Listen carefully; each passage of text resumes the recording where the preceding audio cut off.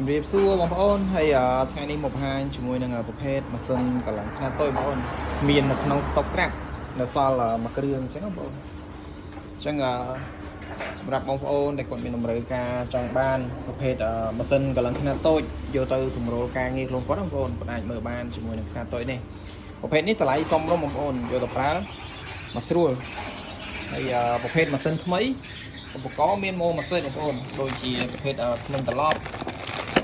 ប្រភេទបិទកលឹងនិងទូស្វាននិងឧបករណ៍ផ្សេងៗរបស់ម៉ាស៊ីនកលឹងអញ្ចឹងបងប្អូនអញ្ចឹងម៉ូម៉ាស៊ីនអញ្ចឹងសម្រាប់បងប្អូនដែលចាប់អារម្មណ៍អាចកំងបានយកទៅប្រើក៏សួរបងប្អូនជាងម៉ូតូដែលគាត់តែងយកពីខ្ញុំទៅគាត់យកទៅសម្រួលការងារដូចកលឹងស្បែកកលឹងកឡោកលឹងចានឃ្លីម៉ាក្បាលកន្លះតិចតួចហើយនឹងបងប្អូនដែលគាត់យកទៅប្រើកលឹងដែកបោះដែកមុំគាត់អាចមើលខ្នាតនេះបាននេះគ្នាបងប្អូនយកទៅប្រើមកស្រួល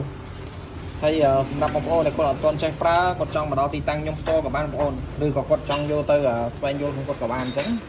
ព្រោះប្រភេទខ្នាតតូចនេះយើងប្រើអត់មានអីច្រើនទេបងប្អូនការប្រើប្រាស់ស្រួលទេបងប្អូនបើថាគាត់នៅឆ្ងាយគាត់ចង់ឲ្យខ្ញុំដាក់ផ្ញើឲ្យខ្ញុំដាក់ផ្ញើគាត់ខិតក្រុងគាត់ថាគាត់យកទៅសម្រួលការងារក្នុងគាត់អញ្ចឹងគាត់យកទៅស្វែងយល់ក្នុងគាត់ហើយប្រភេទខ្នាតតូចនេះយើងអាចចាក់ធ្មេញបានទេបងប្អូនចាក់បានធំបំផុតគឺ2លីអញ្ចឹងប្រើបានមកស្រួលអញ្ចឹងបើចាក់បារម្ភបងប្អូនអាចកំងខ្ញុំបានបងប្អូនចង់មកដល់ទីតាំងផ្ទាល់ក៏បានឬក៏ចង់ខ្ញុំដាក់ផ្ញើឲ្យក៏បានអញ្ចឹងបើចាក់បារម្ភបងប្អូនអាចឆាតចូលពេកខ្ញុំផ្ទាល់ឬក៏បងប្អូនអាចតាក់ទងខ្ញុំបានតាមលេខ Telegram អរគុណ